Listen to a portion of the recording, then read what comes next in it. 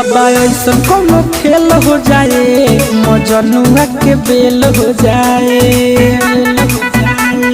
हे बाबा बाबा ऐसा कोनो खेल हो जाए मजनुआ के बेल हो जाए। ओकरा विरोधिया में बात जे वो किलावा वो करो माथा फेल हो जाए। बाबा ऐसा कोनो खेल हो जाए मजनुआ के बेल हो जाए। मजनुआ के बेल हो जाए।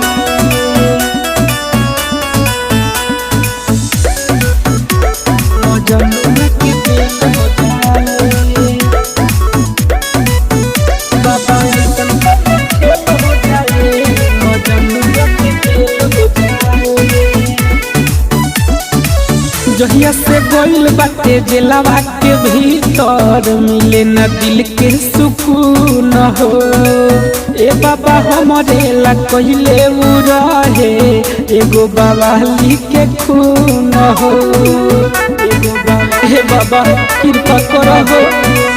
जहिया से गोइल बाटे जेलवा के भीतर मिले न दिल के सुकून हो।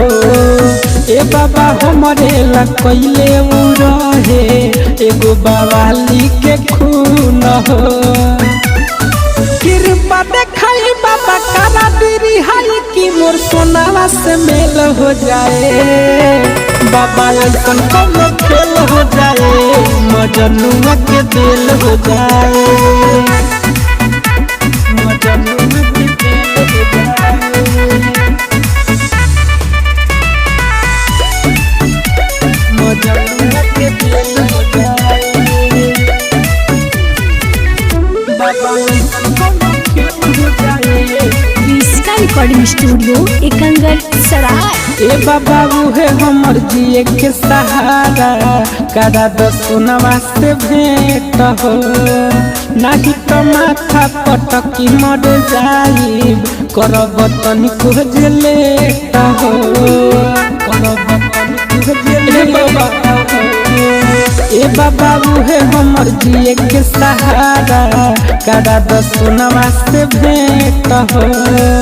नाही तो माथा पटकी मर जाइब करब तनिको जे लेट हो। बबुआ बलवा नवा के भेजल बा भीतर जे उल्टे ओकर जेल हो जाए।